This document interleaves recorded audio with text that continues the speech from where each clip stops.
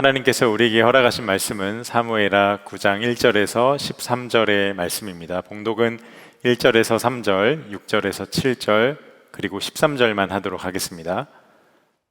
하루는 다윗이 물었다. 사울의 집안에 살아남은 사람이 있느냐?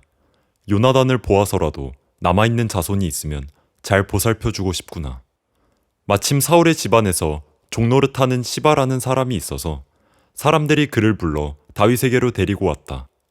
왕이 그에게 네가 시바냐? 하고 물으니 그러합니다. 하고 그가 대답하였다.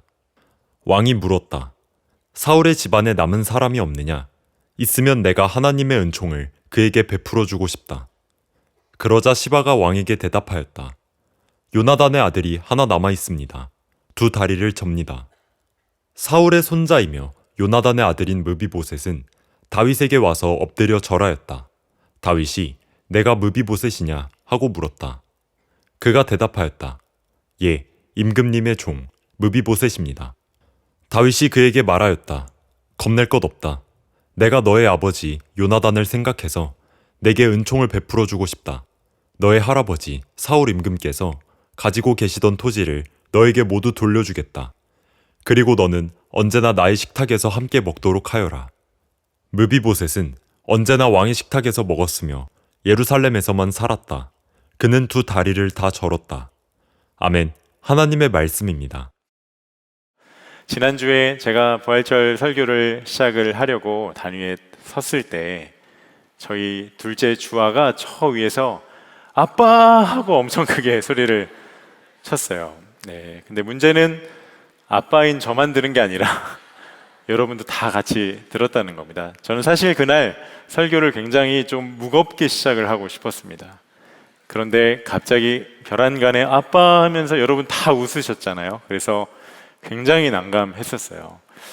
조금 쓰라리기도 했습니다. 그런데 예배 마치고 엘리베이터 타고 이제 올라가는 길에 한 자매를 만났는데 셀 리더입니다. 근데 그 자매가 저에게 아주 밝은 미소와 온화한 입가를 띠면서 이렇게 얘기를 하는 겁니다. 목사님, 아까 주아가 아빠하고 주님을 불렀던 건 아닐까요? 네, 그래서 마음 가운데 여자여 네 믿음이 크도다 이렇게 말을 하고 싶었지만 말은 하지 못하고 정말 이 셀은 걱정할 게 하나 없다. 리더가 이런 리더이니 그런 마음이 들었었어요. 그런데 지난 한 주간 제가 이렇게 삶을 살면서 참 분주한 삶을 살았는데 때마다 엘리베이터에서 우리 자매와 나눴던 그 짧은 대화가 계속 생각이 났습니다. 그러면서 우리 아이들을 볼 때마다 진짜 축복이 되더라고요. 하나님, 우리 시아주아가 누구보다 주님을 크게 부르고 먼저 찾는 아이들로 자라게 해주세요. 저도 그런 삶이 되게 해주세요. 저는 여러분에게도 동일한 축복을 좀 드리고 싶습니다. 지금 내가 삶에 어려움이 있고 힘든 일이 있고 어떠한 인생의 위기를 맞이한다 해도 크게 낙심하거나 오래 걱정하지 않아도 될 것은 우리가 언제라도 하나님을 아빠, 아버지라고 부를 수 있는 자녀된 권세를 가진 자들이기 때문에 그렇습니다. 꼭 이것을 누리시기를 바랍니다. 여러분, 우리를 향한 하나님의 은혜는 내 상황과 관계없이 영원한 은혜입니다. 그것이 정말 선명하게 드러난 것이 오늘 우리가 함께 읽은 사무엘하 9장에 므비보셋의 인생에 그것을 우리가 볼 수가 있는데요. 사무엘하 강해가 오랜만이어서 앞에 설명을 좀 드려야 할 것 같습니다. 사무엘하 8장까지 여러분 다윗이 이스라엘의 왕이 점점 되어 갔었죠. 가는 곳마다 승리를 했고 하나님께서 그에게 많은 복을 주셨습니다. 그리고 주변 나라들은 그 다윗과 함께한 하나님을 두려워함으로 그 조공을 바치기도 했었죠. 강한 나라가 됐습니다. 그리고 다윗을 누구도 넘볼 수가 없는 그는 명실상부한 굉장한 권력자가 된 상황이었죠. 그런데 그러던 어느 날 다윗이 신하들한테 묻습니다. 함께 읽어보면 좋겠는데 1절 전반절에 이런 말씀이 있어요. 읽어볼까요? 시작. 살아남은 사람이 있느냐. 다윗이 갑자기 사울의 집안에 살아남은 사람이 있는가, 이것을 신하들한테 묻습니다. 왜 찾는 걸까요? 여러분, 우리는 역사를 통해 반복해서 보았습니다. 어떤 새로운 왕조가 등장을 하면 이전 왕조의 잔재를 처리하는 건 어찌 보면 그 새로운 왕의 또 왕국의 입장에선 당연한 수순이었던 거죠. 한 예로 태조 이성계가 조선을 건국했을 때 조선 건국 초에 그 고려 왕가의 잔재들이었던 개성 왕씨를 다른 섬에 유배 보내는 척하면서 바다에 익사시켰던 사건, 여러분들 역사 공부하면서 한 번쯤은 다 들어봤을 겁니다. 다윗에게 사울의 가문에 남은 사람이 혹 있다? 그럼 굉장히 부담스러운 존재인 거죠. 언젠가 그가 힘을 키워서 나타나서 그 왕국의 잠재적인 위험 요소가 될 수 있기 때문에 사울의 남은 후손이 있다면 모조리 다 찾아서 씨를 말리는 게 다윗에게도 그렇고 그의 왕국에게도 그렇고 굉장히 지혜로운 처사일 수 있습니다. 그리고 우리가 사는 세상은 솔직히 용서하기보단 복수를 꿈꾸죠. 우리는 내가 당한 대로 그대로 갚아주고 싶은 마음이 있습니다. 여러분, 다윗이 찾았던 자가 누구죠? 사울 집안 사람이었습니다. 사울의 집안에 남은 사람. 여러분, 사울이 누굽니까? 다윗을 엄청나게 괴롭혔던 사람이죠. 못 잡아서 안달이었던 자입니다. 다윗이 사울 때문에 얼마나 많은 고생을 했습니까? 근데 힘을 가진 상황이죠. 그러니까 사울의 3대를 처리해도 누구도 반론을 제기할 수 없는 그런 상황이었던 겁니다. 그런데 다윗이 전혀 뜻밖의 말을 하는 거예요, 신하들한테. 1절 중반절에 요나단을 보아서라도 남아있는 자손이 있으면 잘 보살펴주고 싶구나. 여러분, 이게 그냥 밥 사주고, 이게 가끔 연락해서 만나서 차 한잔 사주고, 만날 때마다 용돈 주고 이렇게 잘 보살펴주는 그런 수준의 보살핌이 아닙니다. 오늘 1절 중반절 이후를 개역개정으로 보면 동일한 본문을 이렇게 기록하고 있어요. 그 사람에게 은총을 베풀리라 하니라. 은총을 베풀고 싶다라는 거예요. 이게 히브리어로 헤세드입니다. 여러분, 말로 표현이 안 되는 단어예요, 사실. 엄청난 하나님의 끊을 수 없는 은혜, 하나님의 정말 우리와 오래전부터 맺으셨던 그 언약을 담보로 한 우리의 어떤 형편과 상관없는 하나님의 사랑과 은혜를 은총 헤세드라고 하는데, 그 은총을 지금 사울의 가문의 남은 자에게 다윗이 베풀고 싶다 말하는 거죠. 그러니까 복수가 아니라 사랑을 이야기한 겁니다. 저는 말씀을 묵상하면서 이 대목에서 굉장히 큰 도전과 감동을 받았어요. 여러분, 다윗은 태평성대를 이룬 왕이죠. 그러니까 지금 이스라엘의 왕으로서 내가 왕 노릇 한번 제대로 해보자, 뭐라도 할 수 있는 상황이었어요. 그런 힘이 있었습니다. 그런데 그때 했던 일이 뭔가, 그 힘을 과시하는 게 아니라 사랑을 했다는 거예요. 여러분, 하나님께서 여러분에게 어떠한 힘과 자리와 권위와 어떠한 은혜를 주셨다면 그것을 여러분이 가장 먼저 하고 싶은 일이 무엇입니까? 내 힘을 과시하고 드러내는 것입니까? 아니면 정말 주의 마음으로 사랑하는 겁니까? 여러분의 삶을 말씀의 거울 삼아 한번 비춰보시기를 바랍니다. 그렇다면 중요한 한 가지, 그 은총을 입을 수혜자가 남아있었을까? 남아있었습니다. 한 사람. 3절을 보면 시바라고 말하는 사울 집안의 신하가 살아있었어요. 그가 다윗에게 말해요. 사울의 아들이죠. 그 요나단, 그의 아들인 한 사람이 남아있는데 그는 다리를 저는 사람이었습니다. 그렇게 이야기를 합니다. 그의 이름이 뭐냐면 무비보셋이었어요. 여러분, 무비보셋이 누구이죠? 말씀을 묵상하면서 저는 이 무비보셋의 인생이 참 안타깝게 다가왔습니다. 만약에 제가 드라마 제작자는 아니지만 좀 투자를 할 수 있거나 어떤 관계된 일을 한다면, 만약에 무비보셋의 인생을 드라마나 영화로 만든다면 저는 무조건 이 제목을 지을 겁니다. 폭삭 망했수다. 진짜 속았수다 말고 망한 인생이었어요. 어떻게 인생이 이렇게 꼬일 수 있나. 사울의 손자였고 요나단의 아들이었죠. 이름만 보면 정말 참 그럴듯해 보이는 가문의 후손이지만 이 당시에는 완전히 망한 몰락한 가문의 후손이었어요. 그리고 그가 두 다리를 절었다고 했습니다. 어쩌다가 그가 두 다리를 절게 되었나. 그는 선천적으로 두 다리가 불편했던 사람은 아닙니다. 우리가 이미 보았어요. 사무엘하 4장에서 길보아 전투가 있었죠. 거기서 블레셋과 이스라엘이 전투하던 중에 이스라엘의 사울 왕과 그의 아들 요나단이 다 죽임을 당하게 됩니다. 근데 그 소식에 여러분 생각해 보세요. 왕이 죽었어요. 근데 사울 왕과 사람들이 어땠을까? 패닉에 빠졌습니다. 왜냐하면 블레셋은 굉장히 잔인했던 사람들이었거든요. 아, 이제 우리가 죽을 일만 남았구나. 굉장한 두려움에 떨었었겠죠. 언제라도 똑같이 처형이 될 수 있었으니까.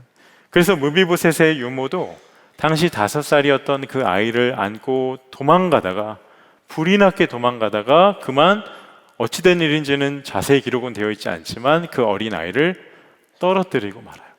근데 그 무비보셋이 그렇게 낙상을 하면서 양쪽 발목이 부러졌던 거예요. 근데 그 이후에 사울의 가문이 망했기 때문에 어떠한 돌봄도 또 병 고치는 어떤 치료도 받을 수가 없는 형편이었겠죠. 그렇게 후천적으로 무비보셋은 2 다리를 저는 장애를 갖게 됩니다. 어떻게 이런 불행이 있을 수 있을까? 여러분이 보실 때 무비보셋의 인생이 어떻습니까? 아, 진짜 폭삭 망해수다. 어울리는 인생 같죠. 여러분, 세상의 눈으로 봐도 이 무비보셋은 정말 가련하고 꼬일 대로 꼬인 인생의 주인공이 될 수 있습니다.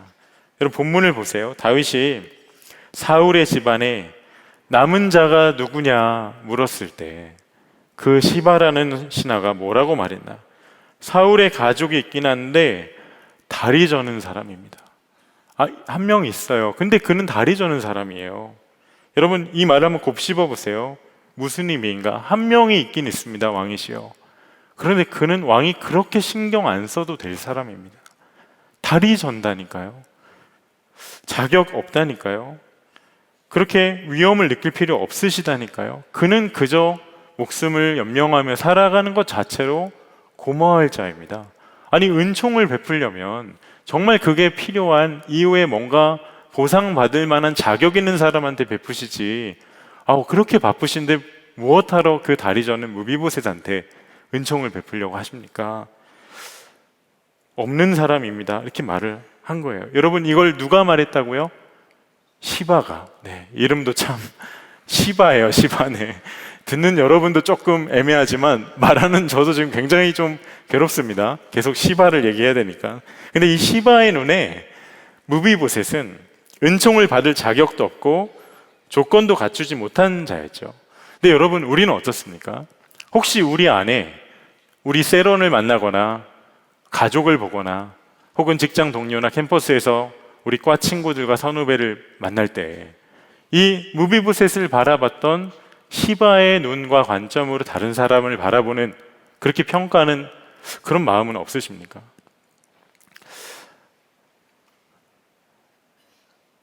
우리도 신앙생활 하면서 어떤 조건을 갖춰야지만 하나님께 은혜 받을 수 있지, 그렇게 여길 때가 굉장히 많이 있습니다. 근데 이것을 우리가 한 단어로 뭐라고 이야기하냐면 율법주의라고 말해요.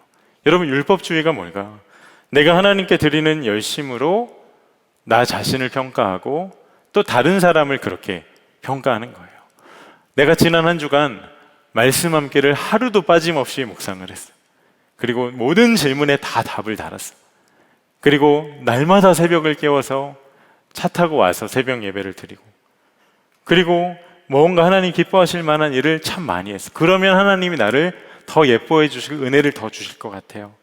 특별한 순종을 했어요. 내가 통일 빌더도 신청했고, 오늘 증장모를 이제 끝나고 모이게 될 텐데, 나는 이제까지 가리고 가려뒀던 간증이 진짜 많아. 나는 어젯밤부터 잠도 안 왔어. 세런들한테 간증할 생각에. 그러면 하나님과 내가 좀 더 가까워진 것 같고. 근데 반대로 이번 주 너무 바빠서 기도 생활도 잘 못했고, 말씀 함께가 뭡니까? 말씀과 나의 이별을 했고, 예수 동행 일기가 아니라 그냥 예수님과 관계 어플도 한번 키지 않고 그렇게 살았어. 그러면 하나님께로부터 멀어진 것 같아요. 여러분, 이게 율법주의적인 생각인 거예요. 내가 뭔가를 더 하면 더 사랑받고, 덜 하면 벌 받고 이쁨 받지 못하고. 여러분, 여기에 사로잡히면 우리 스스로를 끊임없이 채찍질합니다. 나는 무조건 이 기준엔 도달해야 돼. 나는 무조건 이 기준에 내가 맞춰야 돼. 그런데 여러분, 그 기준에 우리가 도달할 수 있습니까? 없습니다. 왜냐하면 우리 안에는 뿌리 깊은 죄성이 있기 때문에, 연약한 육신을 입고 있기 때문에 우리 뜻대로 되지 않죠. 그 죄성이 우리를 잡아내리니까. 그리고 여기에 사로잡히면 나보다 교회 생활에 더 열심히 없는 사람을 우습게 판단하고 정죄하게 돼요. 마치 시바처럼 그저 눈에 보이는 조건과 형편으로 다른 사람을 재단하고 평가하게 된다라는 겁니다. 하나님도 그러신 적 없는데, 아니 저 사람이 어떻게 은총을 받아? 자격이 안 되는데 어떻게 저 사람이 하나님의 은혜를 입을 수 있어? 하나님도 그를 무시하실 거야. 교만해지는 거죠. 여러분은 어떠세요? 이와 같은 마음이 없으십니까? 꼭 점검해 보시기 바랍니다. 나 자신을 향해, 타인을 향해 우리의 눈이 바뀌어지기를 소망합니다. 그런데 다윗의 반응이 너무도 특별하다는 거예요. 무비보셋이 다리가 얼마나 불편한지, 아니 그럼 뭘 잘하는지, 만약에 그를 데리고 오면 우리 왕국에 어떤 도움이 될지, 그의 평판이나 능력이나 그의 스펙에는 관심이 1도 없어요. 세상에 그 시바의 기준은 다윗에게는 아무런 영향을 끼치지 못했어요. 그저 신하들한테 말합니다. 4절에 그는 지금 어디 있느냐 그렇게 물을 뿐이에요. 그런데 이 시바가 또 그렇게 왕에게 대답을 해요. 4절 중반절에 그는 지금 로드발에 있는 암미엘의 아들 마길의 집에서 삽니다. 여러분 지금 그가 어디에 있다고요? 로드발에 있는 암미엘이란 사람의 아들의 집에 살고 있습니다.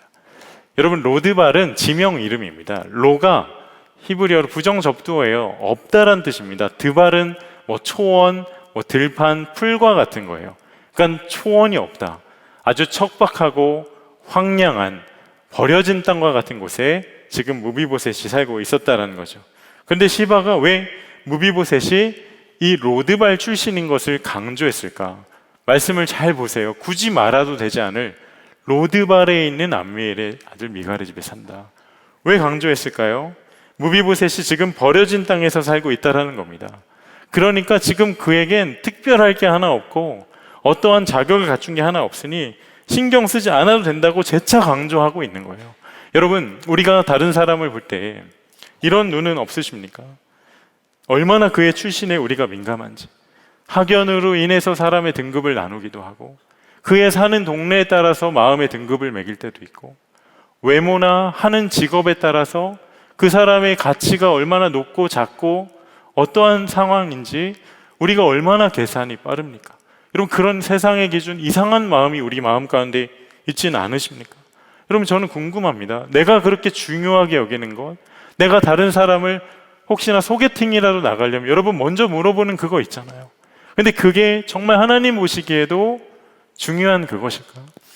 고 이중표 목사님, 지금은 돌아가신 목사님이신데 예전에 한국교회에서 참 복음으로 살아가는 귀한 본이 되었던 목사님이십니다. 이분이 한 번은 일정이 있어서 미국에 가셨는데 일정 중에 하버드 대학교를 방문할 일이 있으셨대요.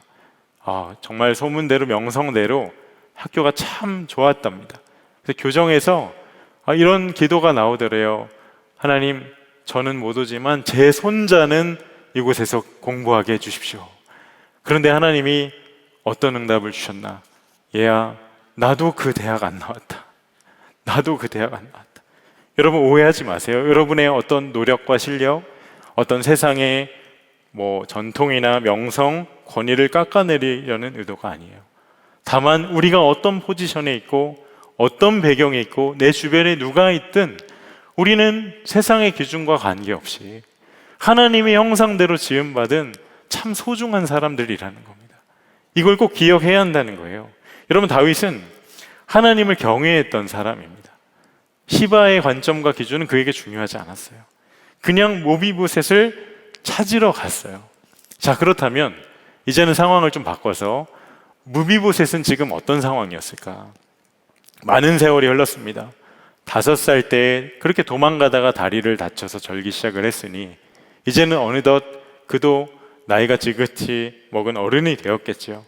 여러분 근데 그가 성경에는 스킵되었지만 성장하면서 겪었을 고통과 남모를 아픔이 어땠을지 여러분 헤아려 주십니까?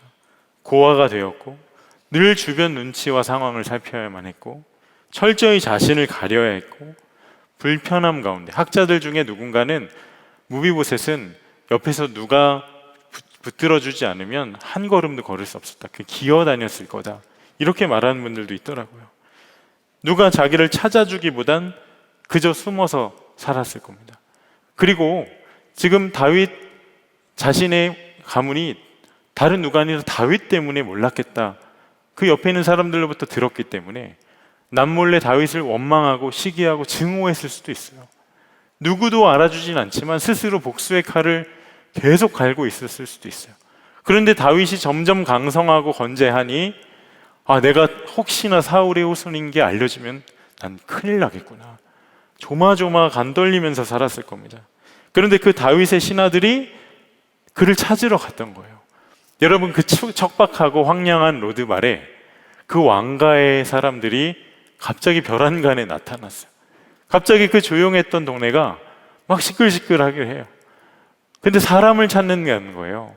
근데 들려오는 소문이 누굴 찾으러 왔나? 무비보셋 나를 찾으러 온 겁니다. 얼마나 두려웠을까? 그 다리가 불편하니까 도망갈 수도 없잖아요. 도망가면 금방 태가 나는 거잖아요. 무비보셋 인생에서 어쩌면 나는 내 인생에 있어서 가장 상상하기 싫은 최악의 상황을 그가 맞이하고 있는 상황일지도 몰라요. 내 인생이 이제 끝났구나. 여기까지구나. 체념했을 수도 있습니다. 왜냐하면 다윗이 자신을 왜 찾는지, 그가 다윗 자신을 은총을 베풀기 원하는지, 아니면 정말 3대를 멸하려고 복수하러 찾아왔는지 무비보셋은 알 길이 없는 상황이었잖아요. 그렇게 무비보셋이 다윗의 신하들에 이끌려서 다윗 앞에 갑니다. 여러분, 말씀 자세히 보세요. 무비보셋은 거의 대역 죄인의 심정으로 왕 앞에 서요. 두려웠겠죠. 근데 여러분, 여기서 한 가지 주목할 게 있는데 6절 말씀 함께 읽어볼까요? 6절 읽어보겠습니다. 시작. 사울의 손자이며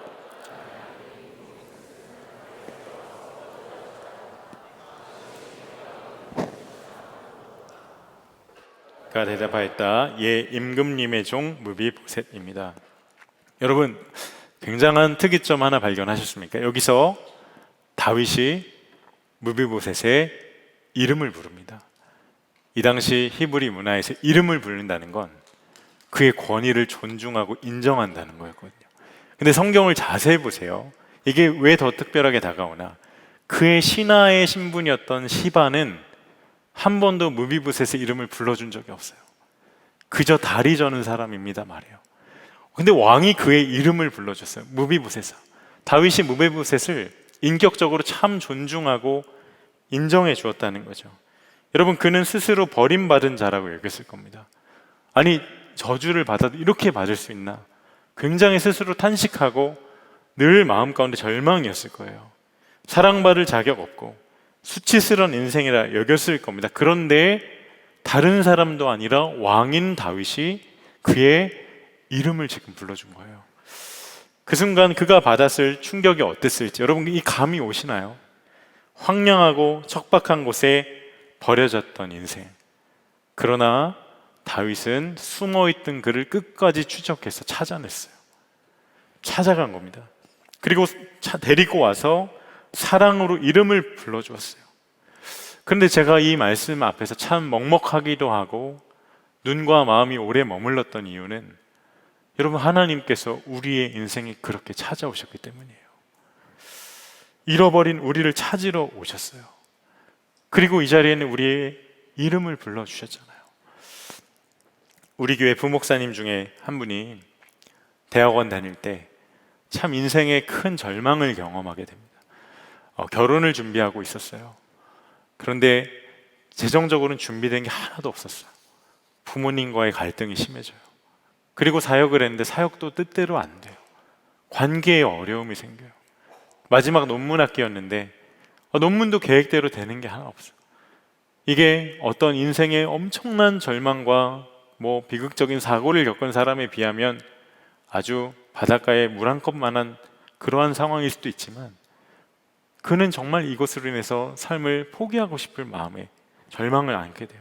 마음이 완전히 꺾여버렸어요. 여러분, 사람은 다른 건 다 이렇게 흐지부지 되고 어려워도 마음 하나 꺾이고 죽으면 아무것도 하기 싫어집니다. 극심한 우울함에 빠지고 무기력해지죠. 심지어 사역자는 도대체 내가 무슨 죄를 지었길래 하나님 나의 인생이 이렇게 다 하는 것마다 막아주시나. 아무리 기도해서 상황이 변하지 않고, 그리고 내가 섬기는 교회 가서 기도하면 저 전도사님이 무슨 문제 있나 봐, 뒤에서 수군댈까 봐 나를 알 사람이 아무도 없을 만한 교회에 찾아가서 그렇게 몇 날이고 계속 기도하고, 내가 버림받은 건 아닐까? 나아지지 않는 삶의 형편을 보면 삶을 포기하고 싶었대요. 그런데 그 절망이 절정에 이르렀던 어느 날, 그날은 진짜 방에 불도 끌 힘이 없어서 그 초저녁이 될 때까지 불 하나 켜지 않고 그냥 침대에 털썩 누워 있었는데, 문득 그만 살아야겠다는 마음이 드는 거예요. 마음이 완전 우울에 삼켜버린 거죠. 어떻게 하면 고통스럽지 않게 삶을 끝낼 수 있을까? 이 고민이 계속 되더랍니다. 그러다가 갑자기 서러움이 몰려온 거예요. 근데 지금 내가 이런 고민하는 것 자체가 참 비극적인 것 같아. 아니, 누구 하나에게 이렇게 말할 사람이 아무도 없는 게 난 너무나도 참혹한 것 같아. 굉장한 비참함을 느껴요. 한참을 엉엉 울었답니다. 그런데 한참 울고 있는데 그때 집 대문을 누가 쿵쿵쿵 두드리기 시작을 하더래요. 울다가 그냥 조용히 가만히 있었대요. 불도 다 끄고 있었으니까. 그런데도 찾아올 사람이 없으니까 계속 두드리더래요. 근데 그 우울함 중에 계속 두드리니까 화가 나더래요, 갑자기. 그래서 문을 홧김에 확 열었는데 누가 있었냐면 중국집 배달원이 서 계신 거예요. 버럭 화를 냈답니다. 아니, 나는 시킨 적도 없는데 왜 계속 문을 두드리는 거냐고. 아니, 지금 내가 뭘 하려고 했는지 아냐고. 왜 나를 괴롭히고 방해하냐고. 그러니까 그분도 참 미안해 하시면서 죄송하다고 그러더래요. 그런데 그분도 근데 이렇게까지 나한테 화를 낼 일인가 억울했는지 묻더랍니다. 이렇게 화를 낼 일이냐고. 아니, 도대체 뭘 하려고 했길래 그러냐고. 그래서 이 목사님이 나 지금 죽으려고 했다고 말을 하는데 갑자기 중급직 배달원이 막 울기 시작을 하는 거예요. 아니, 어떻게 말을 그렇게 하냐고. 삶이 소중한데 왜 죽으려고 하냐고. 아마 이분은 극 F였던 것 같아요. 같이 막 울기 시작을 해요. 너무 화가 나서 그냥 문을 쾅 닫고 보냈어요. 보냈는데 얼마 있다가 다시 누가 막 문을 쾅쾅쾅쾅 두드려서 나가봤더니 이번엔 경찰관이 왔어요. 그분이 걱정돼서 신고했던 거예요. 근데 무섭더랍니다. 경찰관한테 혼날까봐. 그래서 저 이제 진짜 괜찮습니다. 마음 잡고 잘 살 테니 가라고. 그렇게 마음을 잡았대요. 근데 이 목사님이 인생의 어느 날 내 인생을 한번 돌아볼 때 하나님이 어떤 은혜로 내 인생을 주관하고 이끄셨나 깊이 돌아보고 주님 앞에 머물던 시간이 있었는데 그날이 생각이 난 거예요. 그날 우연이 아니라 하나님이 날 불러주신 거구나. 하나님이 보내셨던 사람이구나. 하나님이 홀로 버려진 것 같고 아무런 힘도 없었던 나를 다시 일으키시려고 하나님이 보내셨던 사람들이구나. 얼마나 감사하던지. 여러분 기억하십시오. 하나님 지금도 여러분을 그렇게 부르고 계십니다. 하나님 우리의 눈물을 아세요. 슬픔도 아세요. 나의 무기력도 아세요. 그리고 나의 게으름도 아세요. 할 때마다 안 된 내 연약함도 다 아세요. 내 인생 수치 왜 모르시겠어요? 내 죄 위에 십자가에 달리신 주님이신데 나의 한계, 나의 어떤 무능함 왜 모르시겠냐고요. 내가 절제하지 못한 무너짐도 아세요. 심지어 내가 하나님께 관심이 없을 때 다른 것 찾을 때에도 하나님은 우리의 이름을 부르고 계세요. 여러분 오늘 내 이름을 불러주시는 주의 음성이 정말 그분의 음성으로 들려서 내 삶의 자리로 다시 일어나 나아가는 회복이 여러분에게 있기를 주님의 이름으로 축복합니다. 일어나시기 바랍니다. 여러분 무비보셋을 만난 다윗의 첫 마디, 이름을 부르고 나서 첫 마디가 뭐였는지 아십니까? 7절 전반절에 다윗이 그에게 말하였다. 겁낼 것 없다. 무비보셋아 너 두려워하지 마. 여러분 이게 우리를 향한 하나님의 마음이에요. 겁내지 마, 두려워하지 마. 나는 너에게 은총 베풀기 원해. 나는 너에게 은혜 베풀기 원하는 자야. 여러분 그 은혜의 결과가 무엇이었죠? 9절과 10절에 나오는데 여러분 무비보셋이 엄청난 권위를 회복해요. 사울의 토지였던 그의 가문의 입장에서 잃어버렸던 모든 것을 다 복권시켜줘요. 다 회복시켜줍니다. 그리고 또 한 가지 10절 중반절 그러나 너의 상전의 손자인 무비보셋은 언제나 나의 식탁에서 음식을 먹을 것이다. 항상 다윗의 왕의 식탁이죠. 그의 자녀들과 왕과 식구들이 먹는 식탁에서 식사를 하라고 초청받아요. 여러분 놀랍지 않습니까? 저는 무비보셋이 그의 모든 것을 회복한 어떤 회복보다 왕의 식탁에서 함께 식사하는 것이 가장 크고 놀라운 복이구나, 이런 마음이 들었습니다. 왜냐하면 왕의 식탁에 앉은 왕과 겸상을 한다는 건 여러분 아무나 할 수 있는 일이 아니잖아요. 특별한 사람들만 할 수 있는 거잖아요. 아니 그의 자녀들만 할 수 있는 거잖아요. 그런데 한 번이 아니에요. 언제나 항상 왕궁에서 나와 더불어 먹을 것이다. 여러분 생각해 보세요. 무비보셋이 다윗이 이스라엘을 세워나가는데 어떤 공을 세웠습니까? 아니 하다못해 다윗에게 뭐 돈이라도 빌려줬습니까? 아니 다윗에게 어떤 예쁜 짓을 했길래 이런 초청을 받는 거죠? 아무것도 하지 않았어요. 무비보셋이 다윗한테 한 일은 하나도 없어요.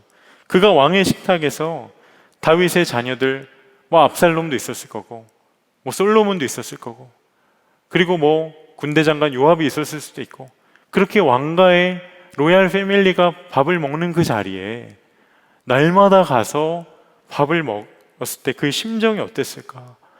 이게 웬 은혜인가? 이게 웬 은혜인가? 늘 감탄하고 감사하며 먹지 않았을까?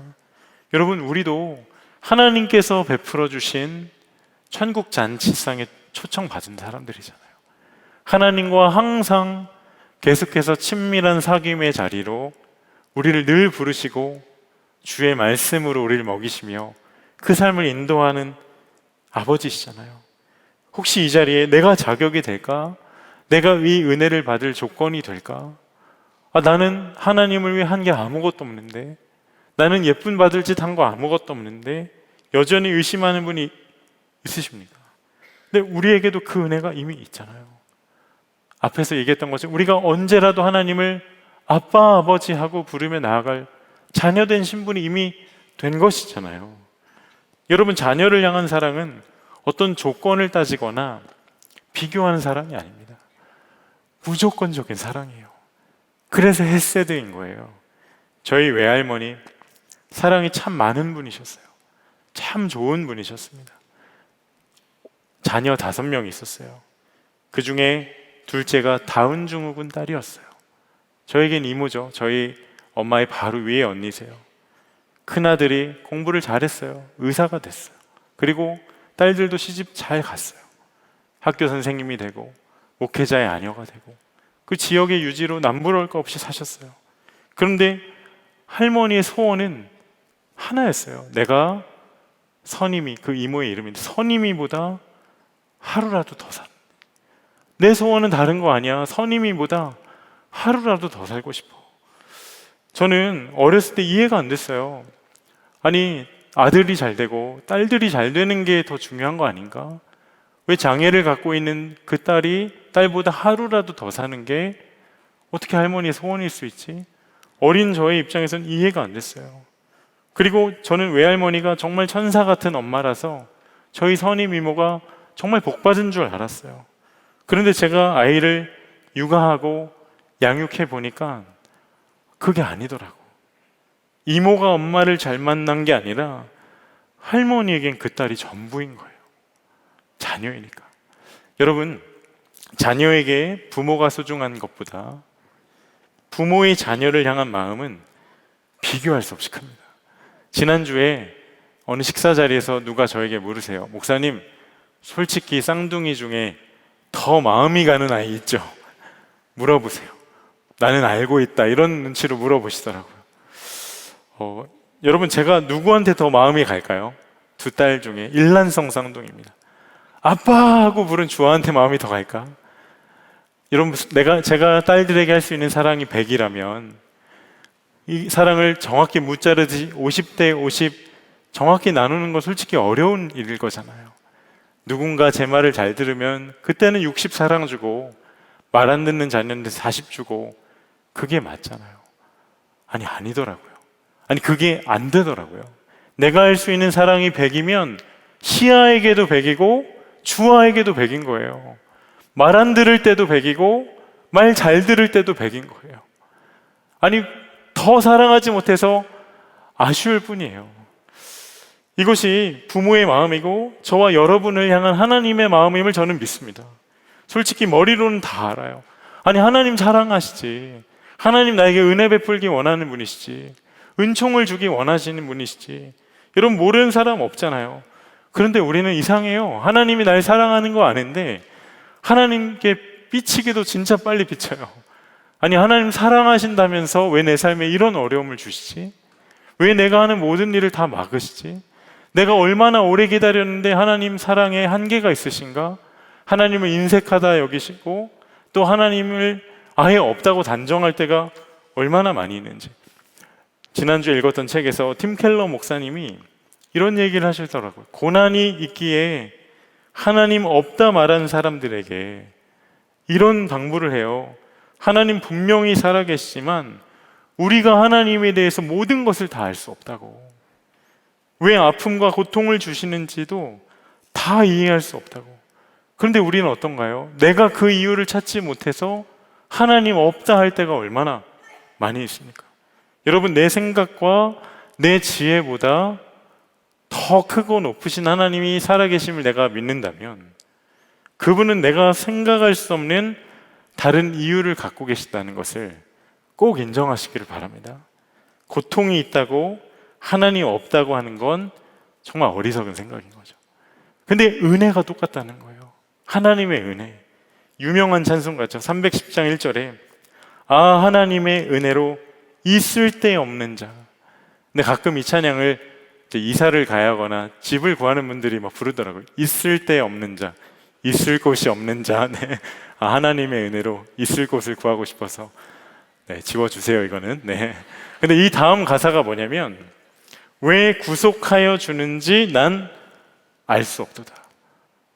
아, 하나님의 은혜로 이 벌어지만도 못한 나, 쓸데없는 자, 왜 구속하여 주는지 나는 알 수 없도다. 알 수가 없죠. 우린 모릅니다. 내가 왜 이런 은혜를 받아야 하는지. 그래서 은혜인 거예요. 여러분, 은혜가 뭐죠? 받을 자격 하나 없는데 받은 것이 은혜잖아요. 두 다리를 절고 있고 로드발에 살고 있고 사울의 집안 사람으로 왕국의 잠재적인 위협이 될 수 있는 무비보셋을 향한 은총과 사랑이 이와 같은 것이었어요. 측량할 수 없는. 여러분, 이거는 이 자리에는 어느 누구에게도 예외가 되지 않는 하나님의 말할 수 없이 크신 은혜입니다. 그 결정적인 이유가 뭔가? 1절 한번 보세요. 사울의 집안에 살아남은 사람이 있느냐? 요나단을 보아서라도 남아있는 자손이 있으면 잘 보살펴주고 싶구나. 또 7절에 내가 너의 아버지 요나단을 생각해서 내게 은총을 베풀어 주고 싶다. 무비보셋이 여러분 은총을 받은 게 누구 때문인가? 요나단으로 말미암아. 요나단 때문이에요. 무비보셋이 한 일이 하나도 없어요. 전적으로 요나단과 다윗이 한 약속, 언약 때문에 그렇습니다. 그게 어떤 약속인지 아세요? 여러분, 다윗이 사울을 피해서 도망자 신세였을 때 누가 다윗을 보이지 않게 잘 거두고 보살펴줬었죠? 요나단입니다. 그 둘은 하나님 앞에서 안에서 귀한 우정을 갖고 있던 친구였죠. 솔직히 나이 차이는 꽤 많이 났었거든요.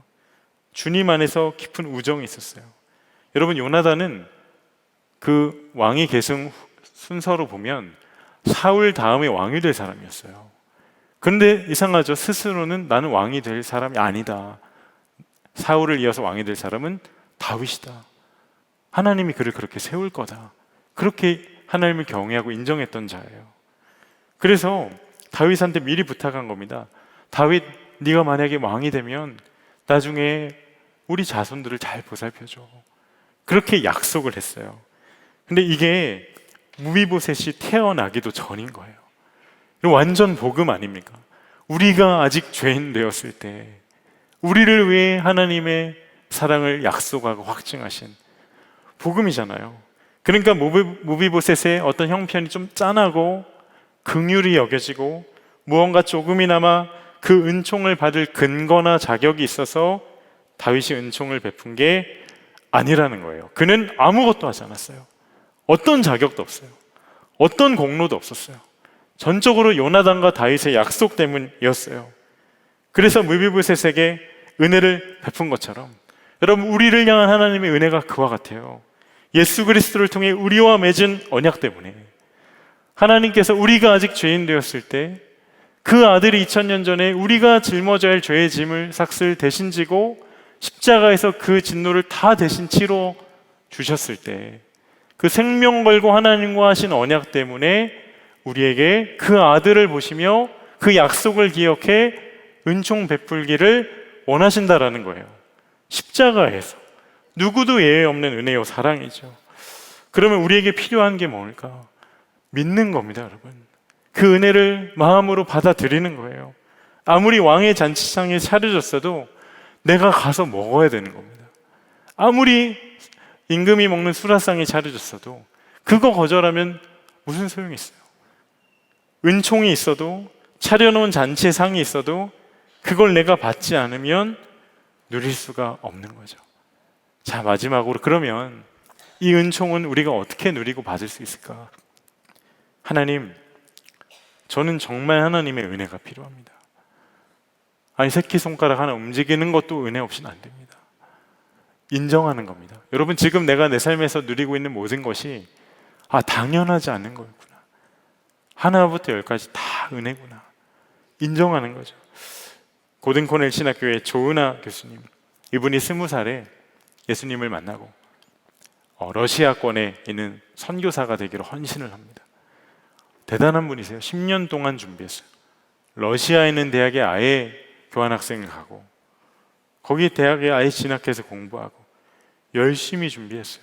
그리고 마침내 카자흐스탄에 선교사로 파송되기 며칠 전에 이제 파송을 앞두고 있었는데 이런 마음이 들더래요. 야, 드디어 내가 그동안 했던 노력과 헌신이 나를 선교사로 만들었구나. 스스로가 기특하더래요. 그런데 바로 그때 하나님이 전혀 다른 말씀을 하세요. 은하야, 네가 헌신할 수 있는 것도 다 하나님의 은혜다. 너무 부끄러웠대요. 나는 내가 하나님을 위해 선교 가드리고 내 좋은 머리 그걸 위해 준비했고 내 모든 에너지와 시간과 재정 모든 것을 선교 위해서 준비를 해드렸는데 그게 아니었던 거예요. 네가 헌신할 수 있는 것도 다 하나님의 은혜다. 그 자리에서 펑펑 울어요. 그러면서 이 마음을 놓치지 않으려고 그날 밤에 일기장에 이렇게 해서 내려갔어요. 들어보세요. 나를 지으신 이가 하나님, 나를 부르신 이가 하나님, 나를 보내신 이도 하나님, 나의 나된 것은 다 하나님 은혜라. 나의 달려갈 길 다 가도록, 나의 마지막 호흡 다 하도록 나로 그 십자가 품게 하시니 나의 나된 것은 다 하나님 은혜라. 한량 없는 은혜, 갚을 길 없는 은혜, 내 삶을 에워싸는 하나님의 은혜, 나 주저함 없이 그 땅을 밟음도 나를 붙드시는 하나님의 은혜.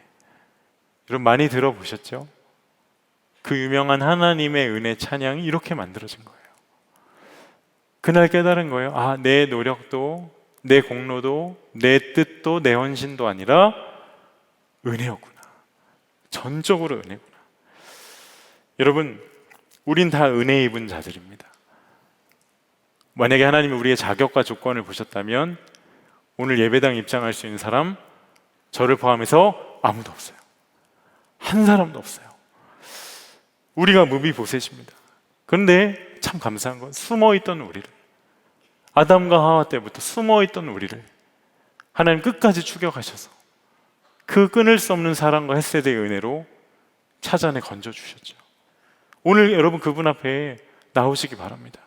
혹시 여전히 숨어있고 여전히 하나님 없다 하고 내 삶에 왜 은혜가 없을까? 하나님 정말 살아계신 게 맞나? 아주 기초적이고 단순하지만 이 질문 앞에 막혀있는 분이 있다면 여러분 오늘 그분 앞에 꼭 나아가시기를 바라요. 내 평생의 선하심과 인자하심이 정녕 나를 따르리니 내가 여호와의 집에 영원히 거하리라. 다윗이 했던 이 고백과 같이 날마다 주의 은혜 안에 살아가는 저와 여러분이 되시기를 주님의 이름으로 간절히 축복합니다.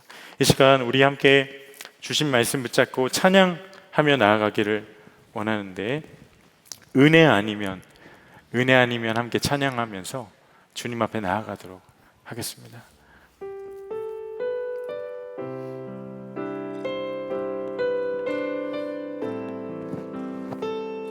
어둠 속 헤매이던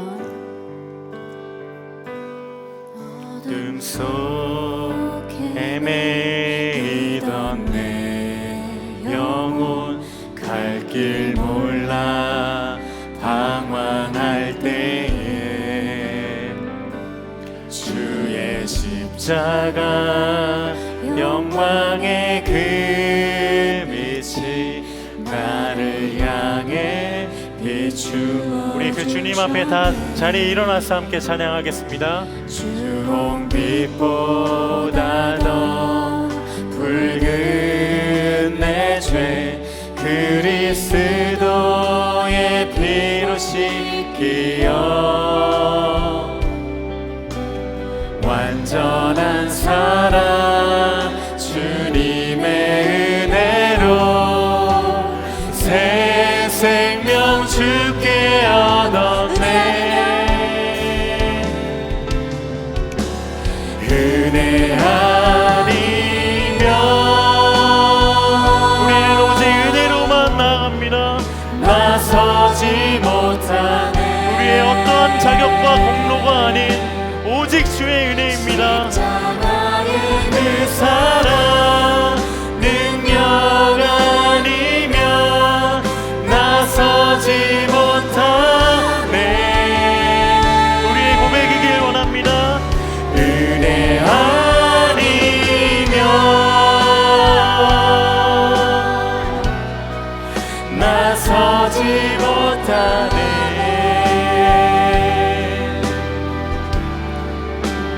놀라운 사랑 그네 아니면 나서지 못하네. 주홍빛보다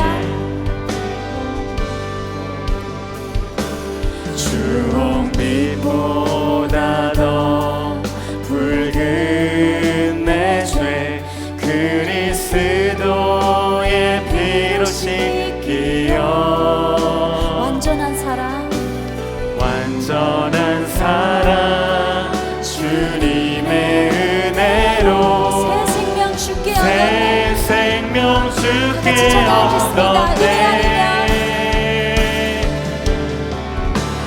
은혜 아니면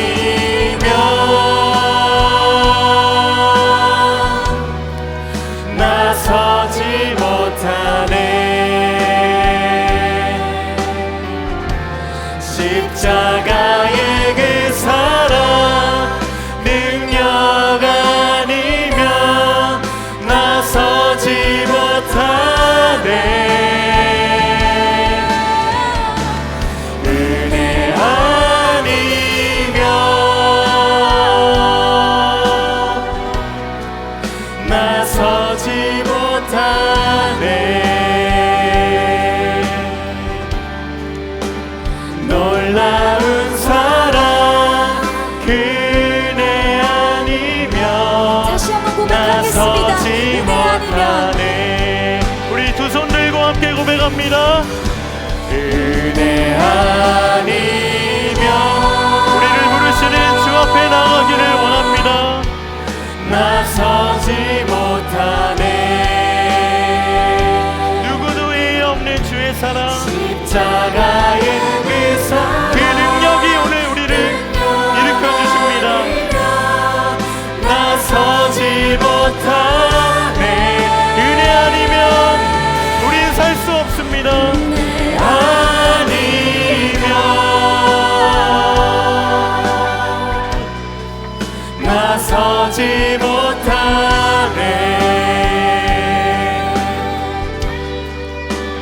놀라운 사랑 그네 아니면 나서지 못하네. 아멘입니다. 여러분, 오늘 우리 함께 주님의 은혜 앞에 나아가기를 원합니다.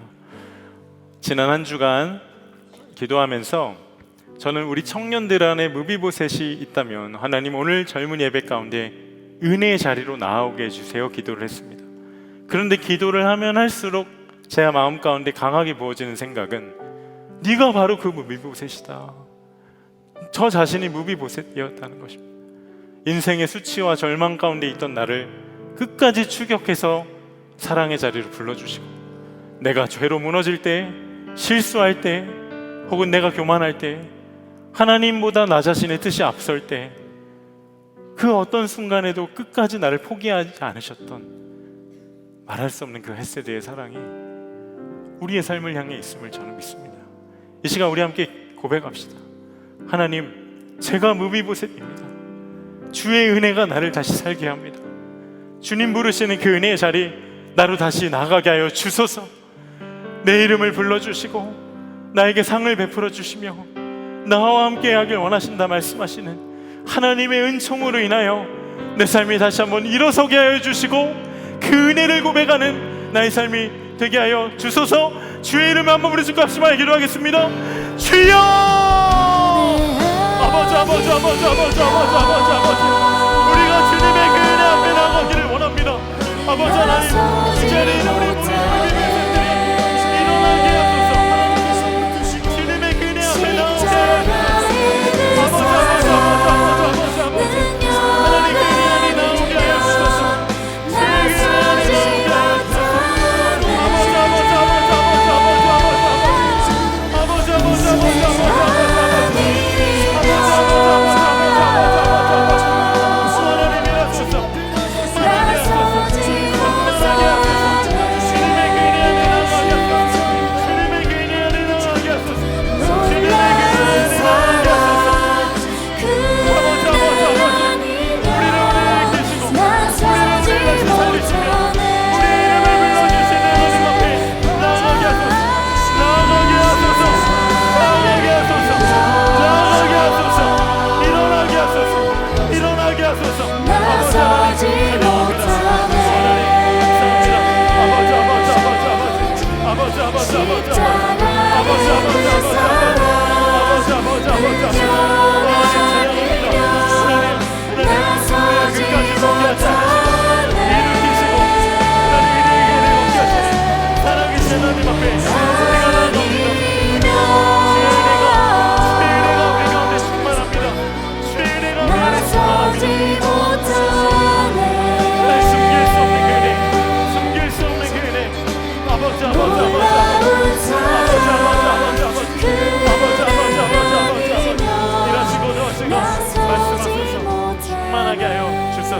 찬양합니다. 여러분, 내가 무비보셋이라는 것은 다윗이 그에게 베풀어졌던 왕의 식탁에 날마다 초청받은 자가 나라는 것입니다. 여러분, 세상의 시시한 것에 현혹되어 살아가지 마시기 바랍니다. 세상에 어떤 것을 먹고 구해도, 아무리 잘 차려진 잔치상에 내가 간다 해도 그것이 나를 나의 영원한 목마름을 해결할 수도 없고 나의 영원한 굶주림을 해결할 수도 없는 것입니다. 그러나 하나님께서 나를 위해 베풀어 주신 그 왕의 식탁, 주님과 계속해서 친밀함 가운데 살길 바라시는 하나님의 그 사귐의 초청 가운데, 하나님, 제가 오늘 그 현장으로 주님의 부르심 앞에 나아가겠습니다. 주여, 그 은혜를 맛보아 누리게 하여 주소서. 세상의 다른 것으로 만족하는 삶 아니라 주님 한 분으로 충분한 나의 삶이 되게 하여 주소서. 주님과의 그 관계 가운데 나의 존재를 증명하고 나의 가치를 평가하고 주님으로 인하여서 해석되어지고 풀어지는 나의 삶, 영원한 기쁨을 누리는 삶이 되게 하여 주시옵소서. 주의 이름을 부르시고 함께 기도하겠습니다. 주여! 하나님, 찬양합니다. 하나님, 역사하소서. 아버지, 아버지, 아버지, 아버지, 아버지,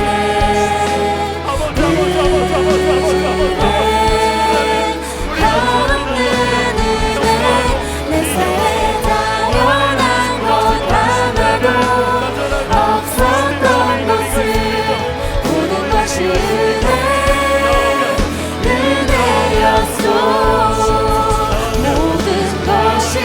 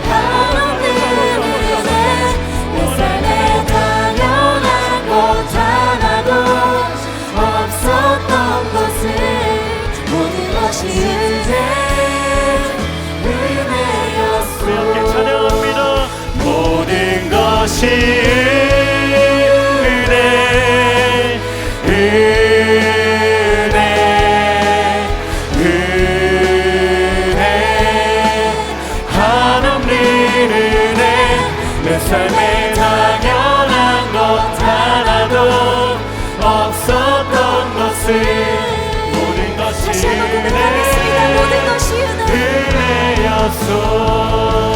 모든 것이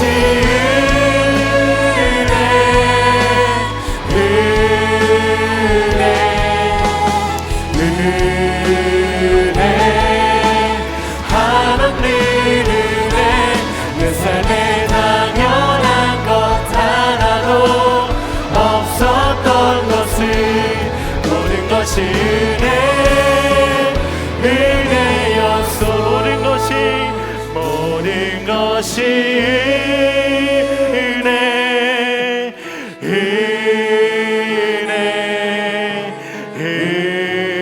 은혜 한없는 은혜 내 삶에 당연한 것 하나도 없었던 것을 모든 것이 은혜였소. 우리 마지막으로 한 번 더 합심해서 기도할 때 여러분 그 은혜가 나에게 충만하면 은혜는 특징이 있는데 고이면 반드시 섞습니다. 흘러가야 합니다. 여러분 주변에 무비보셋이 있습니까? 여러분 무비보셋은 우리로 치면 은둔형 외톨이였을 수도 있어요. 그는 누군가에게 나가는 게 부담스러운 자였을 겁니다. 누가 날 찾아주기보단 그저 아무도 찾아와 주길 바라지 않았을 수도 있어요. 그런 인생도 끝까지 추격하여 찾으시는 하나님이신데 그런 나를 다시 살리신 주의 은혜이신데 어찌 내 주변에 있는 그 무비보셋을 여러분 우리가 외면할 수 있겠습니까? 나의 가족입니까? 나의 직장 동료입니까? 나의 친구입니까? 그게 누구라도 여러분 이 시간 우리 함께 그렇게 결단하면 좋겠습니다. 하나님 나에게 허락하신 이 은혜가 나에게만 고이지 않고 주님 지금도 찾고 계시고 지금도 주목하고 계신 그 한 사람 무비보셋에게 흘러가게 하여 주소서. 내가 오래 기도했던 나의 가족이 주님의 은혜 가운데 다시 주 앞에 나오게 하여 주시고 하나님 가족 구원, 친구 구원, 직장 동료들에게 또한 나를 부르시는 어떤 자리에서든 하나님을 향해서 숨어있고 세상을 향해서 등지고 있고 스스로 나에 대해서 좌절하고 있는 심령이 하나님의 말할 수 없이 크신 은총 가운데 나와 완전히 나음으로도 회복을 하는 인생을 주여 내가 통로되어 지켜보겠습니다. 주여 나를 사용하여 주시옵소서. 주의 이름에 한번 부르짖고 합심하여 기도하겠습니다. 주여